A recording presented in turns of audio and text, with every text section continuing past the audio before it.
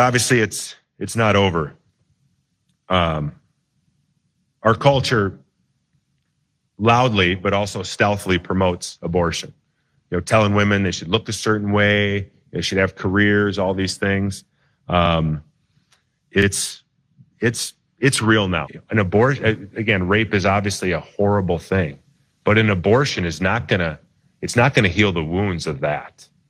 And the two wrongs is not gonna make it right. One of the arguments that I've probably saw 20 times online today was about rape. And, obviously, they always want to go to the rape card, right? Which is, I say, great. If you want to agree on the other 99.8% of pregnancies, if we're right there, then let's talk about the 0.2%. But rape is obviously a horrible thing. Shortly after we'd won the Super Bowl. Did I mention I won a Super Bowl? Former NFL player Matt Birk there, he's running for lieutenant governor in Minnesota. And he decided to go out. This is in the middle of June, right when Roe versus Wade was getting overturned. And he was speaking at this anti-choice event. And of course, he threw all of the, the normal lines out there. Women are playing that not race card.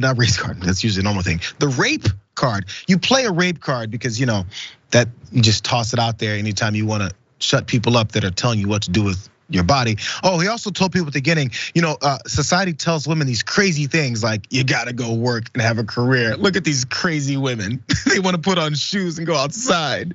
And also, the most important part about carrying your rapist baby to term. So then also just transition straight to your Super Bowl wins, because this is such a lighthearted conversation. We're talking about rapists carrying their babies to term and also women having to stay barefoot and pregnant in the house. So actually, he wasn't done, even though his opponents did respond to this horrific stuff yesterday. But there was more that he had to say because he wasn't stopping with just women. Let's go. Is that they said, well, abortion's legal, and it was kind of an easy out for a lot of people that didn't really want to engage. Well, it's legal, just a lot of things have been legal before that we've changed, right? And we always hear about I'm sure you've heard. I know I'm talking to a bunch of pro-life warriors here. Slavery used to be legal, right? Which is an interesting comparison to make, because really the way that the other side treats an unborn child is basically that unborn child is the property of the mother. Other laws, women used to not be able to vote in our country. Now we let them drive. I mean, I don't know. I have 3 teenage daughters that drive. I don't know if that's a good law or not, but I'm just kidding.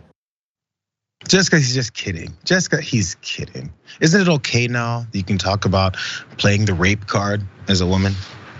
Yeah, so funny, so funny. What a funny guy. We should, he should have his own stand-up special.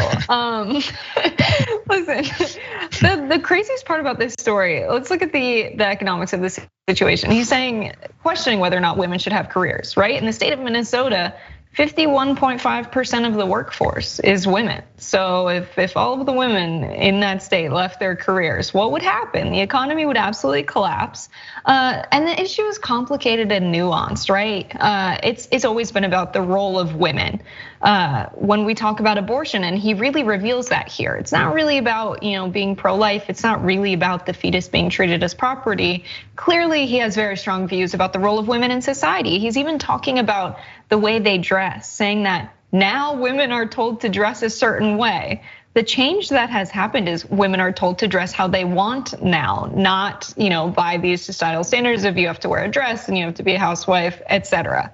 And so a problem also we've had, and this is why it's nuanced, is that a lot of members of the left, by saying you can dress however you want, if you still choose, to be a stay-at-home mom, and you still choose to dress traditionally in dresses and things that somehow you don't belong on the left, and you don't have a space in progressive places, and that's really wrong. If that's what you want to do, my feminism says you are a woman, you can make that choice. If that's how you define success, that's great. I'm happy for you. And so that's also a problem here. And I also support women who choose that. But when we talk about our freedoms to do whatever we want, it's exactly that. It's about freedoms. It's about not having men like this telling us to be a certain way, look a certain way, and do certain things, and especially not about what to do with our bodies.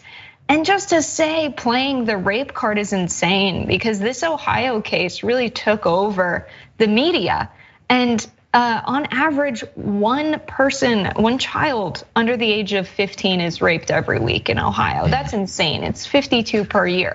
It's not playing the rape card. It's really prevalent. It's a huge problem. And he's talking about how, oh yeah, you're gonna take that 0.2% of all of these potential in many of these cases now, you mentioned children that need these services after they've been raped. He goes, well, if I will have that conversation, since that's 99.28% is not those cases. Does he actually know the numbers? Does he actually care about the folks that are in those numbers, whatever those are? Because this is one of those things. There was a strategy here in his approach. And then you talked about him trying to do this stand-up act. The approach here is to say these horrific things and then immediately shift to something else so that you can lighten it back up, in case there's some people going, did he just say women shouldn't work? Wait, did he just say rape card?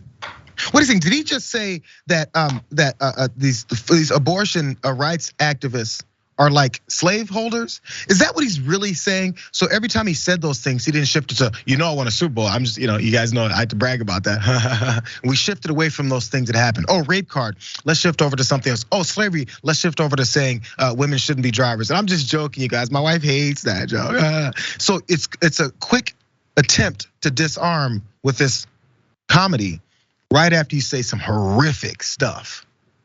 Maybe that's his game. It's normalizing it. It's making it just a regular part of a casual conversation. It's really normalizing it psychologically for these people. It's dangerous.